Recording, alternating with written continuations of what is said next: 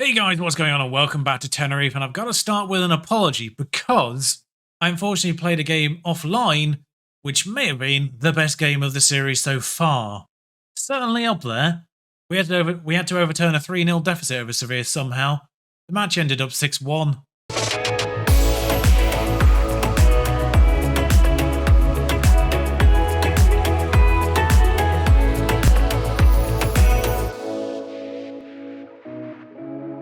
Maxi Gomez scored 2 offside goals. One wasn't offside, one was offside. We should have actually dealt with it in 90 minutes. It should have been 4-0 at full time, but extra time, 4-0. They scored an away goal. That made things annoying. Then we got 2 more. So all fine. 6-1 on the day, 6-4 in aggregate. We're into the Spanish Cup final. We play Barcelona. It'll probably be next episode. But results since we last met, of course, the double-hander against both Madrids. Sevilla away 3-0, as I said. A baffling performance, quite frankly. Bear in mind, Sevilla are in the division below now, so not sure what happened there. It has actually mostly been wins. We're not doing very well in the away legs of two-legged ties at the moment either. Milan away, 2-1 away from home. Batancur did get an away goal though, which does help us massively in this home leg we're about to play now. Barcelona 2-2 away from home, not a bad result when you consider they are second in the table behind us now. They scored 2 goals in 2 minutes. We were 2-0 down. I'll take a 2-2 draw. Minor injuries to Picard and Merckx in that game as well. Barcelona, quite a physical team in that match for some reason. But in the league recently, 2-1 against Zaragoza, surprisingly close. 3-0, 2-0, 3-0. 3 clean sheets in a row in the league.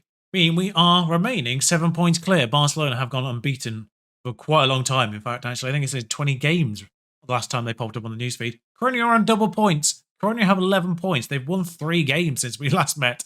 I don't know what's going on there, but they've suddenly started scoring.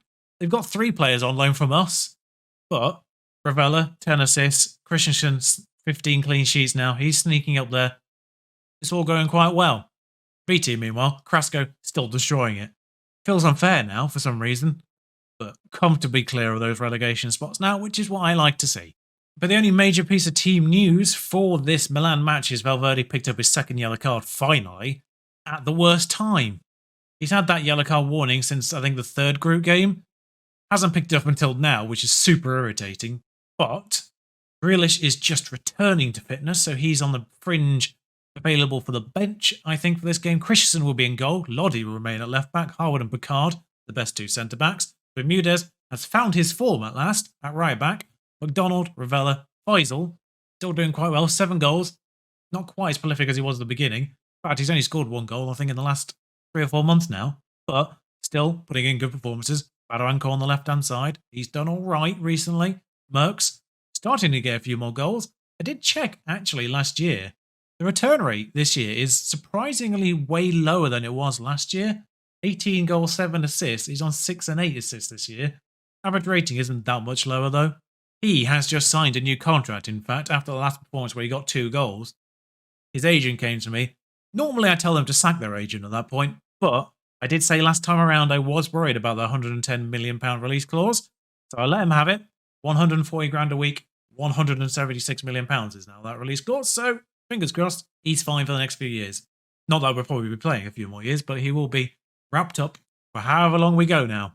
And Maxi Gomez, again, found his form. Bruno Alves has lost his form though.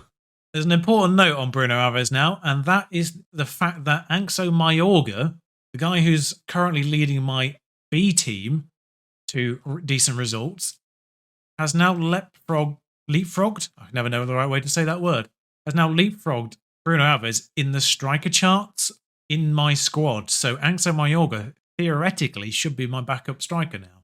Bruno Alves has just sort of stalled. Milan have Alex Iwobi because of course they do. New gen striker though, he scored twice in the first leg. New gen striker as their number 9. Not even a backup striker that's filling in. He scored twice. I'll show you when we actually not out of this highlight, but Batancur charging on this right hand side for some reason. Bermudez pops it across to McDonald. Oh, that was close. On the volley. I will show you this striker eventually, but it's gone straight into another highlight. We should get this loose ball, and we do indeed. Renan Lodi plays it back to Christensen. Picard. I still feel betrayed. He's got another name. I don't like the fact we're playing it around this back line, though. Ravella gets it to McDonald, and finally we found ourselves with a bit of space. Faisal with plenty of space to run into. Merckx Doesn't, but he does get round Theo Hernandez and smacks it straight at Donnarumma, who did stay at Milan. That's their striker. Genned in at Milan, first year. I think I did put an inquiry in for him like 2 or 3 years ago, and they wanted stupid money for him, so I knew he was going to be good. I just couldn't afford him at that point. I hate how much better than... And he's a squad player there as well. I think he has started every game, though, this year. Yeah, 29. 37 in total. Yeah, he is their starter, despite his squad role. They do have a player on the bench called Mickey van der Ven, which I love I love that so much, that name. He's a real person, too. We've also got an Icelandic new gen, which hurts as someone who's had very good Icelandic new gens in the past. Merckx, though, on this right-hand side. Still Merckx. He's passed it back to Bermudez, who's got it back to Merckx, who isn't offside because I think the left-back was severely entrenched for some reason. Back out to Bermudez. Great spot there. Lofted cross. Goes to no one, but Calabria's slow to react to it, and Batuan's back in, and Merckx should have scored. That was ding-dong across the box for a moment there. Dortmund did beat City in their first leg as well, so keep an eye on that one. Two of their defenders are booked early on as well, which is only going to help. A little bit of an encourage. Come on, lads. That didn't... There we are. Now it's gone. Now it's gone through. The highlights are quieting down, although we do have a corner where Vela stands over this. The card's there. Doesn't get to it. Calabria, of all people, outside the box. Don't know what their right-back's doing out there. Szymanski is probably going to get something out of this. Otherwise, it's a weird highlight. Solomon, it went close. Interesting attempt. It looked like he smacked him outside the box with the outside of his foot for some reason. Odd choice. At half-time, they do still have the advantage. 0-0 here. It does not help us in any way, shape or form. I'm not angry. I'm disappointed. Can't not choose that when it's an option. I don't know why it's reminded me. I think it's because several of our players are above 7 on their ratings today, despite the fact we are losing an aggregate still. But Sevilla, they did lose 6-1. Their goalkeeper had a 7+ rating. I can't remember what it was in the end, but he still saved an insane amount of shots on top of letting 6 in. Meanwhile, Donnarumma can't get past him today, unfortunately. No one really playing awfully. Bermudez at right back. Decided not to play well today, though, seemingly. Lodi did score recently. Donnarumma, not the end of that highlight, though. Been headed down by Solomon. He's got hold of that. Irritatingly, Iwobi is tackled by the double-hander of McDonald and Core. Ravella. Probably going to go out wide here, or not. Yeah, Merckx to Gomez. Not going to get there in time, but Bermudez, I think, is going to get this ball. He does indeed. Faisal, McDonald. Back to Faisal. Core. Jesus Christ, I wasn't expecting that. That came out of nowhere. I was fully expecting to utilise this overlap that was occurring on this left-hand side. Because Lodi was getting up. But Faisal, McDonald, Bataran Core has got 2 players in front of him, between him and the goal, and decides just to lash it into the left of both of them, into the top left corner. And quite frankly, we deserve this lead. We've had 13 shots on target. And it took one from about 30 yards for us to break the deadlock here. I think Bermudez is going to have to come off here, though. 77 minutes in. We want to bring Grealish on in the middle, which I'm not 100% against. I think we might get a penalty here. It's either a penalty or a dive, because he definitely didn't get the ball. So whether or not... Was it Faisal that was being tackled there? I didn't see who was the person being fouled. So either he didn't get the ball, or Faisal's kicked it too far and dived. One of the two. You don't really see dives that much. Penalty has been awarded. Maxi Gomez will take it. Does have an interesting record on penalties. He is by far the best penalty taker we've got. He's missed this one as well. But he is significantly the best penalty taker we've got. Donnarumma is very good at penalty saving, though, of course, 6'6". We saw it in the actual Euros, although they weren't particularly good penalties, to be fair. Merckx at the back post. Oh, he saved another shot. Donnarumma with an absolute masterclass here today. I'm going to have to take Gomez off because of that. Ravella, 10 minutes to go. I can't keep Gomez on. Another corner. Ravella. The card's there. Oh, he's hit the post. It happened so fast. It hit the post, I think. And then cleared. We are doing everything except getting another goal. Merckx mugs off that player. Nedalea gets the ball to Faisal. I don't know how this has happened. It's another save by Donnarumma. He was offside. Because I didn't know how he was that far ahead. McDonald for Antov, I think, just securing that defensive midfield. The remainder was the only... Well, I think Harvest just dipped under a 7, but he was the only person under a 7, I think. Ravella, Bataran Core's there. That should seal it. Except he's offside. Because we're doing everything except actually scoring another goal. Legitimately. I think we've had every other variable so far. Ravella is dead on his feet. They are taking a surprising amount of time to take this throw in. Has the game bugged out? I don't know what's going on here. Oh, he's picked up the ball now. Demaral, who has been booked since the 2nd minute of the game. Sorry, what did Lottie do there? We're seeing the replay of the disallowed goal now, finally. He is fractionally offside. Which is fair enough. And it finishes 1-0. Away goal mattered. I still can't get over that Lottie incident at the end there. I don't mind him kicking it out of play. But the fact he kicked it out of play directly sideways was the weird part. At least kick it up the line with a minute to go. Our XG was 3. 3. Donnarumma with an absolute worldie of a performance. What a comeback that was. Yeah, scoring 1 out of 3 goals you should have scored. Definitely deserved it. Did Dortmund win again? They did, yeah, 1-0 away from home at Man City.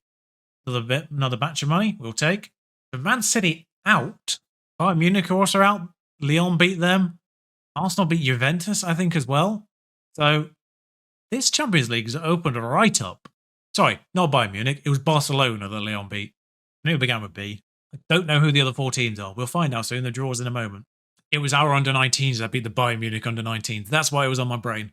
They're doing well. They're in the semi-finals as well. It says semi-final draw, but it's quarters and semi-finals, isn't it? So they happen at the same time. I don't know if it's the same for the under-19s. It is youth intake time, and I am doing a bit of poaching this year because we've got money to spend on our youth and our future transfers. Youth list is looking a little bit thin these days, so bolstering those potential future players is something I definitely want to do. Now, the main Portuguese teams are in, and they tend to have a few. Kind of looking at players like this, worth £375,000. This is how you do it, by the way, if you've never done youth poaching before. Well, 375 grand, 16 years old, looks very well rounded already. 20 determination, approach to sign. Then lock him in with a release fee and extension. It's a little bit cheaper to do when you're not in Spain because you have to pay them a minimum amount of wage per week, but it's fine, we've got the space. And one of the most important things when you're talking about youth poaching is their value for their club. 375k for Porto wasn't necessarily a massive surprise. Like, I've seen higher there, but it was still relatively high. Now, for a team like Maribor here, whose the majority of their youth players are a couple of grand, for them to have a player worth 34.5k, 14 determination, a few yellow stats on there for me as well. Attributes, sorry. I know someone will have a go at me for that. Because the problem with youth intake poaching is you can't scout them in time, usually, before they get signed by their actual club. So a player like this, 17 teamwork, I'm liking him already. Plays in that role, of course, that we use. Their opinion on what they should be playing. If it's higher than what you want them to be doing, then it's typically a good sign. We will lower everything.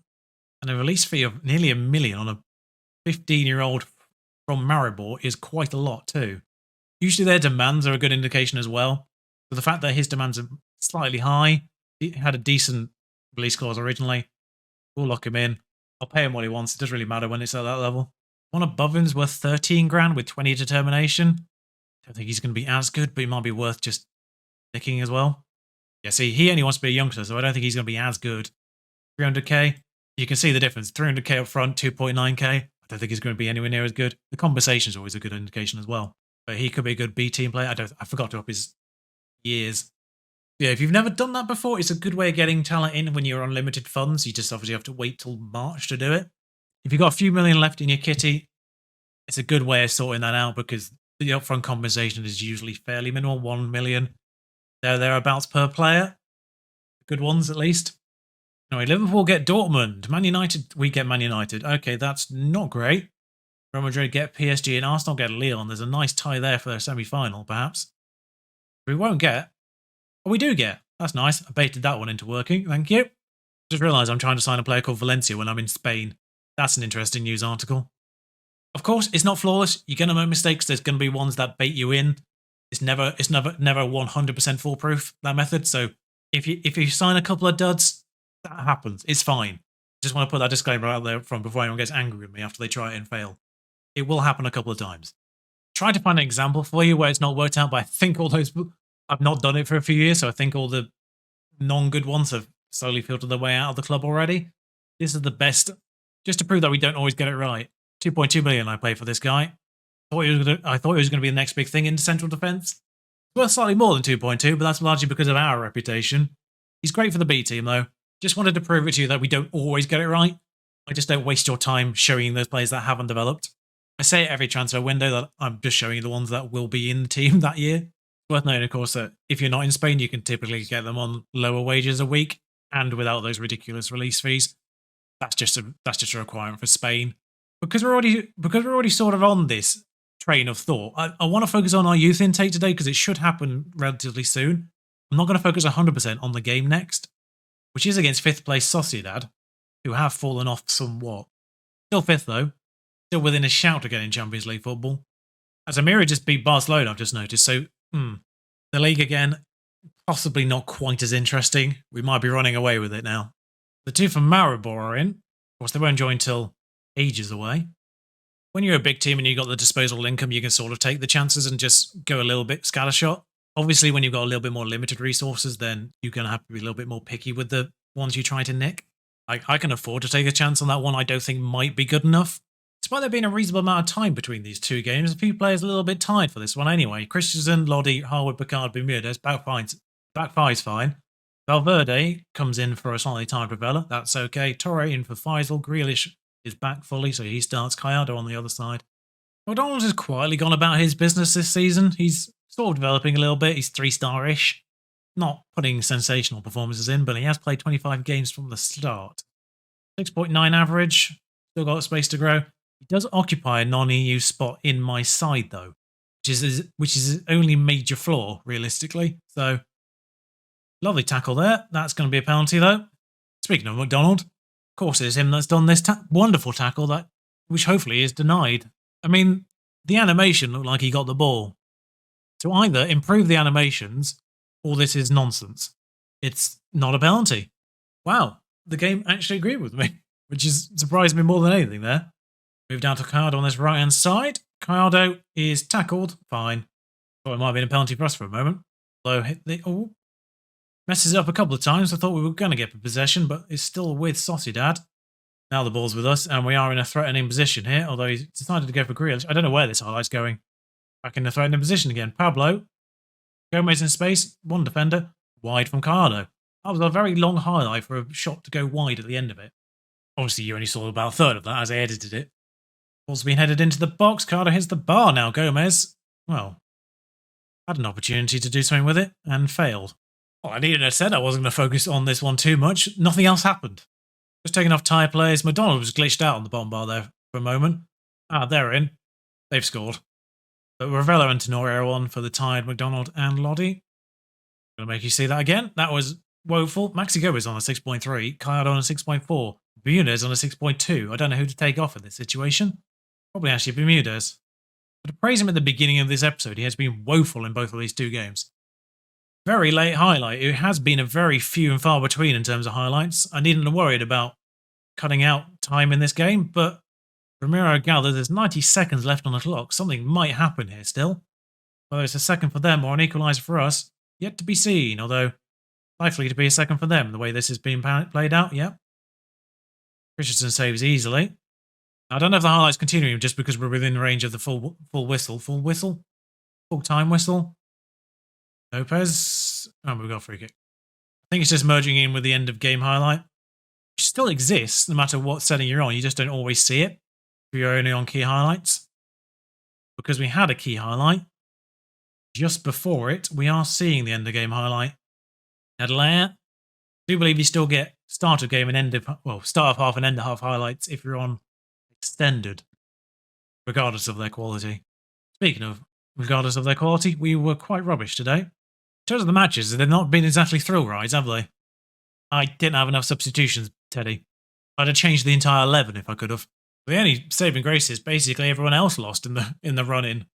I'll try and get to the youth intake. I don't think it's too far off. It is later in Spain than it is everywhere else. But it is usually towards the end of March. Start of April, maybe. Well, it's all a bit anticlimactic. I feel like I waited half an hour for this youth intake. The Nations League was being simulated in the background, as you can see by European International League news over here. But youth intake's finally here. We do have a Norwegian, and we do have a Uruguayan, and we do have a Swedish player. They're all terrible, but those connections are finally happening, even if the overall product isn't fantastic. Although we do have a player called Domingo Napoleon Lasso. I should put Believe back on the board behind me now. I just realised, but Moha Diaz might be 4-star. It's not a great one. I did wonder what the youth intake was going to be like, considering how short it was on details when we got the preview. It did say good group. It didn't say golden generation, so I wasn't expecting a great deal. But I was expecting more than a bunch of perhaps 3-star players. I'll see you again soon for the Copa del Rey final. I might tag on the Champions League quarterfinal second leg with that, actually. Do a 2, because they do follow each other on the old schedule. So we've won the Copa del Rey before. It doesn't need to be its own episode. We'll do those 2 games next time round. Until then, thank you for watching. Ta-ra.